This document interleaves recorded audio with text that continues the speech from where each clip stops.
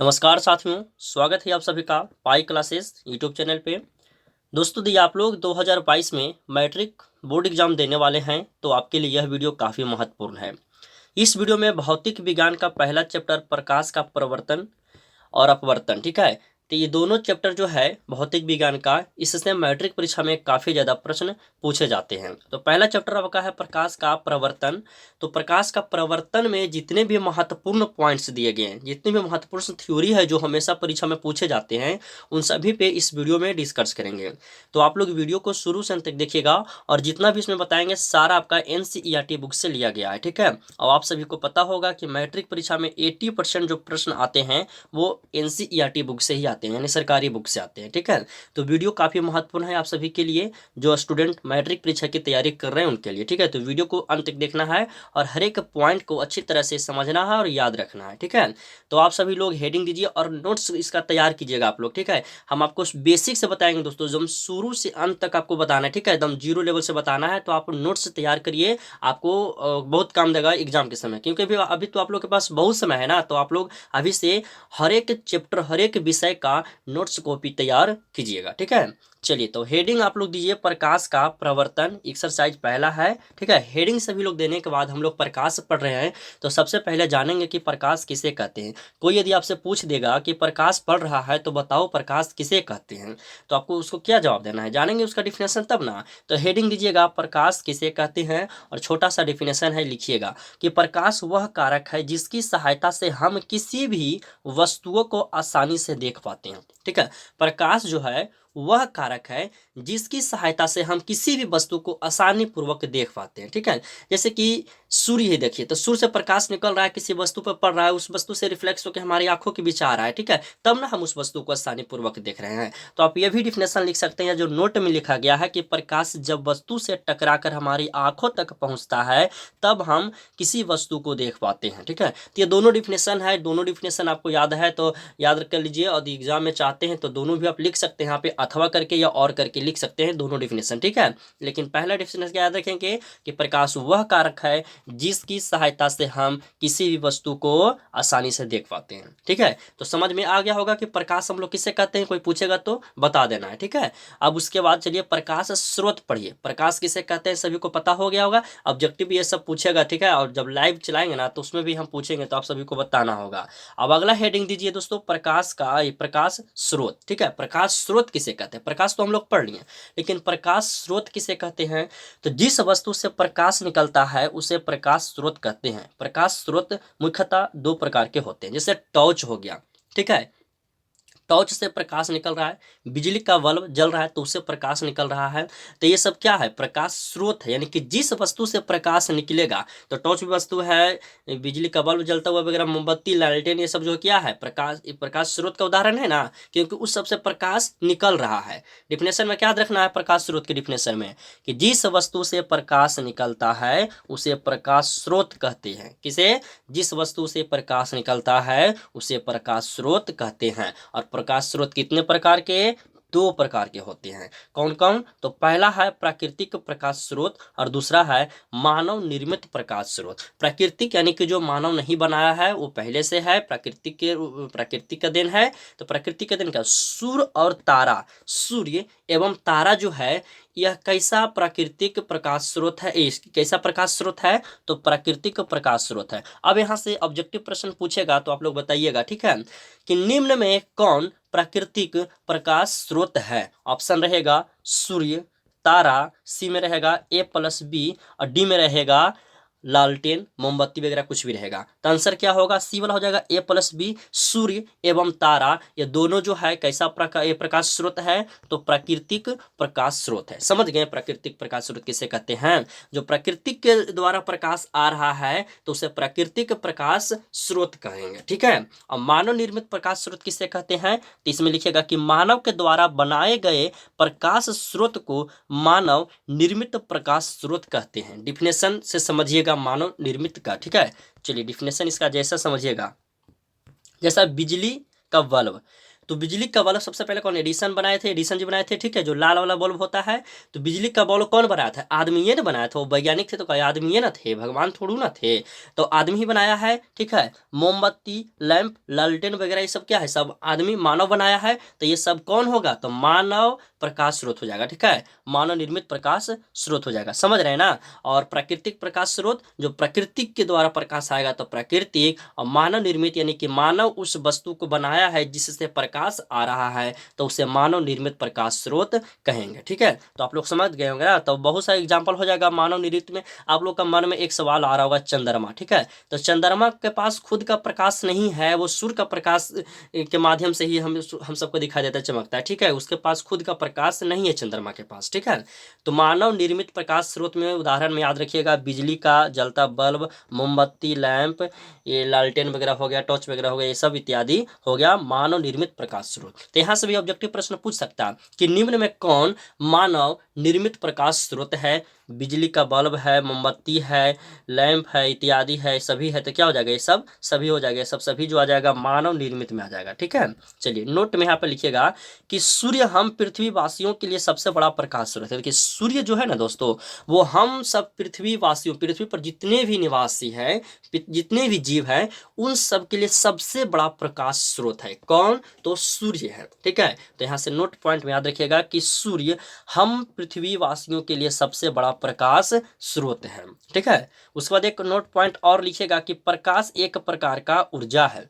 इसका डिफिनेशन में भी आप लिख सकते हैं सबसे स्टार्टिंग में, ठीक है, प्रकाश किसे कहते हैं। तो उसमें डैश पैराग्राफ चेंज करके आप लिख सकते हैं कि प्रकाश एक प्रकार का ऊर्जा है, ठीक है। कैसे ऊर्जा है, जरा हमको इसको प्रूव करके बताइए ना, इसके बारे में थोड़ा बताइए, कैसे हम मान ले कि प्रकाश एक प्रकार का ऊर्जा है, ठीक ना। ये सब सवाल तो आप लोग के मन में आ ही रहा होगा। तो एक पॉइंट यहाँ, प्रकाश एक प्रकार का ऊर्जा है, नोट में लिखने के बाद एक पॉइंट और लिख लीजिएगा, ठीक है, कि प्रकाश के जितने भी स्रोत है, चाहे वो प्राकृतिक हो या मानव निर्मित हो, ठीक है, प्रकाश के जितने भी स्रोत है, चाहे वो प्राकृतिक हो व या मानव निर्मित हो, उनमें अन्य प्रकाश की विभिन्न ऊर्जा को, अन्य प्रकार की जो विभिन्न ऊर्जा होता है उसको प्रकाश में बदलता है। आप लोग को लग रहा होगा कि सर ये पॉइंट वाला हमको समझ में नहीं आया है, इसके बारे में थोड़ा डिटेल्स बताइए, अच्छी तरह से बताइए, ठीक है। तो समझिए अच्छी तरह से। कह रहा कि प्रकाश के जितने भी स्रोत है, स्रोत बताए थे ना, दो है, एक प्राकृतिक एक मानव निर्मित। तो चाहे प्राकृतिक हो या मानव निर्मित हो, हमको उससे मतलब नहीं है। उनमें अन्य प्रकार की जो विभिन्न ऊर्जा है, ठीक है, प्रकाश में जो अन्य प्रकार की जो विभिन्न ऊर्जा है, उस ऊर्जा को प्रकाश में बदला जाता है। जैसे समझिएगा, लालटेन है, लालटेन समझ रहे होंगे ना, ये लालू यादव का चुनाव चिन्ह जो है लालटेन ही है, ठीक है। पहले गांव देहात में जिसमें बिजली उतना नहीं था, उसमें हर एक घर में देखिएगा तो लालटेन हुआ करता था, ठीक है। मेरे पास, मेरे घर में भी था लालटेन वगैरह सब, लालटेन, ढिवरी, सबके नाम सुने ही होंगे, जिसमें केरासिन तेल डाल करके एक कपड़ा का बत्ती बना करके उसको जलाए थे, ठीक है। तो लालटेन में जो तेल होता है, मिट्टी का तेल, केरासिन तेल जो होता है, तो तेल में जो संचित ऊर्जा होती है ना, वो रासायनिक ऊर्जा में बदलता है, उसके बाद ही प्रकाश निकलता है, ठीक है। लैंप समझ रहे, लालटेन और लैंप में अंतर होगा। चुनाव चिन्ह जो लालू यादव का वो होगा लालटेन, और एक जो लैंप होगा ना, लैंप जो होता है ना, जिसका शीशा जो होता है वो डायरेक्ट निकल जाएगा, उसमें ज़्यादा बॉडी वूडी नहीं रहेगा, देखिएगा। अब आज नहीं मिलेगा यार, आपको गाँव में वगैरह में मिलेगा, नहीं भी मिल सकता है, गूगल पे सर्च कीजिएगा, शायद मिल सकता है उसका फोटो वगैरह, या फिर नेक्स्ट वीडियो में हम आपको कोशिश करेंगे उसका फोटो बताने के, लैंप और लालटेन में, ठीक है। तो लैंप वगैरह यह सब जो क्या करता है, इसमें रासायनिक पदार्थ डाला होता है, जैसे कि मिट्टी तेल हो गया, तो ये क्या रासायनिक पदार्थ ना है। तो रासायनिक पदार्थ को क्या कर रहा है, ये कन्वर्ट कर रहा है प्रकाश में, प्रकाश ऊर्जा में बदल रहा है कि नहीं। इसी तरह से मोमबत्ती है, तो मोमबत्ती भी क्या कर रहा है, तो रासायनिक ऊर्जा को प्रकाश ऊर्जा में बदल रहा है। मोम वगैरह सब क्या है, रासायनिक पदार्थ है ना, तो उसको क्या कर रहा है, रासायनिक पदार्थ को प्रकाश ऊर्जा में बदल रहा है, यानी कि प्रकाश में बदल रहा है। तो यहाँ से भी ऑब्जेक्टिव प्रश्न पूछ सकता है दोस्तों, किस तरह से पूछेगा समझिएगा, ठीक है। पहले और कुछ एग्जाम्पल समझ लीजिए, ठीक है। मोमबत्ती तक बता दिए ना। उसके बाद देखिए बिजली के बल्ब है, तो बिजली के बल्ब में हम इन्हें से विद्युत धारा डालते हैं, विद्युत ऊर्जा जब देते हैं तो वो क्या करता है, प्रकाश में बदलता है, प्रकाश निकलता है। उसी तरह से टॉर्च है, तो टॉर्च में भी सेल लगा हुआ होता है ना, बैटरी वगैरह लगा होता है ना, तो उसमें भी विद्युत ऊर्जा जा रहा है, तो उससे क्या निकल रहा है, प्रकाश निकल रहा है। अब समझिएगा, अब देखिए यहाँ से प्रश्न कैसे पूछेगा, मैट्रिक परीक्षा में पूछेगा कि मोमबत्ती किस ऊर्जा को किस परिवर्तन करता है, ठीक है। पूछेगा कि मोमबत्ती निम्नलिखित में से किस ऊर्जा को परिवर्तित करके प्रकाश ऊर्जा में बदलता है, तो रासायनिक ऊर्जा को परिवर्तित करके प्रकाश ऊर्जा में बदलता है। इस तरह से पूछेगा, निम्न में से कौन रासायनिक ऊर्जा को प्रकाश ऊर्जा में बदलेगा, ठीक है। ऑप्शन में रहेगा मोमबत्ती रहेगा, बिजली के बल्ब रहेगा, सी में टॉर्च रहेगा और डी में नोट रहेगा। तो आंसर क्या मारिएगा, पहले अच्छी तरह से समझिएगा। रासायनिक ऊर्जा को प्रकाश ऊर्जा में बदलेगा तो क्या होगा, ऑप्शन ए वाला मोमबत्ती हो जाएगा। उसी तरह से प्रश्न में पूछेगा कि निम्न में से कौन विद्युत ऊर्जा को प्रकाश ऊर्जा में बदलेगा, तो देखेंगे कि ऑप्शन में यदि विद्युत से ऊर्जा निकलने वाला जो उपकरण रहेगा वही मेरा सही आंसर हो जाएगा। जैसे कि बिजली का बल्ब रहेगा तो बिजली का बल्ब सही आंसर हो जाएगा, टॉर्च रहेगा टॉर्च हो जाएगा, ट्यूबलाइट रहेगा ट्यूबलाइट हो जाएगा। ये सब जो है विद्युत ऊर्जा को प्रकाश ऊर्जा में बदलता है। ठीक है, तो समझ रहे होंगे ना कि इसका इस पॉइंट का मतलब, इसका एग्जाम्पल हम आपको समझाएं। ठीक है, कि प्रकाश के जितने भी स्रोत है, ये सब देखिए तो क्या है, प्राकृतिक स्रोत है ना, तो प्रकाश के जितने भी स्रोत है उनमें अन्य प्रकार की विभिन्न ऊर्जा, तो इसमें कौन ऊर्जा रासायनिक ऊर्जा है, तो उस ऊर्जा को प्रकाश में बदल रहा है। ठीक है, इस पॉइंट का मतलब आप लोग अब समझ गए होंगे। फिर भी दिक्कत होता है ना तो आप हमसे पूछ लीजिएगा, संपर्क नंबर दिया गया है वीडियो के डिस्क्रिप्शन में। चलिए अगला पॉइंट, अगला पॉइंट आप लोग हेडिंग दीजिए और लिखिए प्रदीप्त वस्तुएं किसे कहते हैं। ठीक है, यानी कि प्रदीप्त वस्तु किसे कहते हैं। तो इसका डिफिनेशन में लिखिएगा कि ऐसा वस्तु जिससे प्रकाश समय प्राप्त हो। ठीक है, जिससे प्रकाश समय नहीं स्वयं प्राप्त हो, जिससे प्रकाश स्वयं प्राप्त हो रहा है उसे प्रदीप्त या दीप्तिमान वस्तु कहते हैं। कह रहा है, इसका मतलब समझिएगा, प्रदीप्त मतलब कि वैसा वस्तु जिससे प्रकाश स्वयं निकल रहा है। ठीक है, ना ही हमको उसको जाके कुछ करना पड़ रहा है, स्विच नहीं टिपना पड़ रहा है, चाहे उसमें लालटेन है तो उसमें तेल वगैरह नहीं डालना पड़ रहा, एकदम स्वयं निकल रहा है, कोई मतलब किसी से नहीं है, तो वो जो वस्तु होगा वो क्या होगा, तो प्रदीप्त वस्तु होगा। प्रदीप्त वस्तु किसे कहते हैं, जिससे प्रकाश स्वयं प्राप्त होता है, स्वयं निकल रहा हो। ठीक है, उसे प्रदीप्त वस्तु कहते हैं। जैसे सूर्य, सूर्य का क्या फोन करके कहते हैं, सूर्य भगवान 6 बज गया, जरा निकलिए बाहर, अंधेरा है। ठीक है, नहीं करते, तो अपने टाइम के अनुसार ये स्वयं से प्रकाश निकलता है, तारा से निकलता है। ठीक है, तो ये सब किस में आएगा, प्रदीप्त वस्तु में आएगा। यानी प्रदीप्त वस्तु में वो सभी वस्तुएं आ जाएंगे जिससे प्रकाश स्वयं निकलता है। ठीक है, अगला है, अगला लिखिएगा अप्रदीप्त वस्तु। प्रदीप्त सभी को समझ गए आ गया होगा ना कि किसे कहते हैं। चलिए बहुत बढ़िया समझ गए हैं। तब चलिए अप्रदीप्त वस्तुएं, तो अप्रदीप्त वस्तु किसे कहते हैं, तो वह वस्तु जो स्वयं कोई प्रकाश उत्सर्जित नहीं करती है उसे अप्रदीप्त वस्तु कहते हैं। जैसे में क्या हो जाएगा, ईंट हो जाएगा, टेबल हो जाएगा, कुर्सी हो जाएगा, पुस्तक इत्यादि, यह सब वस्तु क्या प्रकाश उत्सर्जित करता है, नहीं करता है, तो ये सब किस में आ जाएगा, तो अप्रदीप्त वस्तु में आ जाएगा। यानी कि हमको सिंपल याद रखना है कि जिस वस्तु से स्वयं प्रकाश निकलेगा वह प्रदीप्त वस्तु होगा, और जिससे प्रकाश स्वयं नहीं उत्सर्जित होगा वो सब आ जाएगा अप्रदीप्त वस्तुएं में। जैसे एग्जाम्पल में ईंट, टेबल, कुर्सी, पुस्तक, ये सब किसका एग्जाम्पल है, तो अप्रदीप्त वस्तु का एग्जाम्पल है। ठीक है, चलिए सब प्रश्न पूछता है परीक्षा में तो आपको याद रखना है। अगला हेडिंग दीजिए प्रकीर्णन, और इसे VVI लगाइएगा, काफी ज्यादा प्रश्न आता है प्रकीर्णन से, तो कंसेप्ट याद रहेगा। तो आप सभी लोग जितने किसी तरह का भी ऑब्जेक्टिव प्रश्न पूछेगा प्रकीर्णन से तो आप सभी लोग उसे याद सही कर पाइएगा। ठीक है, तो प्रकीर्णन लिखने के बाद इसका थोड़ा बहुत एग्जाम्पल है उसे लिख लीजिए और याद रखिएगा। लिखिएगा कि सूर्य से आता प्रकाश जब सूक्ष्म कणों पर पड़ता है तो कण पर पड़ने वाला प्रकाश के कुछ ऊर्जा को अवशोषित कर फिर उसे चारों ओर विकसित करते हैं। इस प्रक्रिया को प्रकाश का प्रकीर्णन कहते हैं। अब समझिएगा, ठीक है, डिफिनेशन बाद में आपको याद रखना है, पहले समझिए कि सूर्य भगवान, ये देखिए सूर्य भगवान है, यहाँ से प्रकाश निकल के आ रहा है, तो वायुमंडल में तो बहुत सारा धूल कण है, तो वह जो प्रकाश सूर्य से निकल के आ रहा है जब वह सूक्ष्म कण पर पड़ता है ना, तो कण पर पड़ने वाला जो प्रकाश होता है, जैसे ये सब कण इस पर प्रकाश पड़ रहा है तो कुछ ऊर्जा को क्या करता है वो कण अवशोषित कर लेता है। ठीक है, और अवशोषित करने के बाद उसे चारों ओर वह विकृत यानी कि चारों ओर फैला देता है। तो चारों ओर जो फैला देता है तो इसी प्रक्रिया को क्या कहते हैं, तो प्रकीर्णन कहते हैं, प्रकाश का प्रकीर्णन कहते हैं। समझ गए, सूर्य से आ रहा प्रकाश जब वायुमंडल में जितने भी सूक्ष्म कण है उस पर पड़ता है तो वह सूक्ष्म कण जो है वह कुछ ऊर्जा को अवशोषित कर लेता है और फिर उसके बाद चारों ओर विकृत कर देता है। तो इस प्रक्रिया, इस घटना को क्या कहेंगे, प्रकाश का प्रकीर्णन कहते हैं। ठीक है, समझ गए होंगे आप सभी लोग प्रकाश का प्रकीर्णन किसे कहते हैं। अगला हेडिंग अब दीजिएगा प्रकाश किरण। तो प्रकाश किरण है कि किसी प्रदीप्त वस्तु से निकली प्रकाश का किरण सीधी रेखा में गमन करने वाले प्रकाश को प्रकाश का किरण कहते हैं। कर प्रकाश किरण किसे कहते हैं?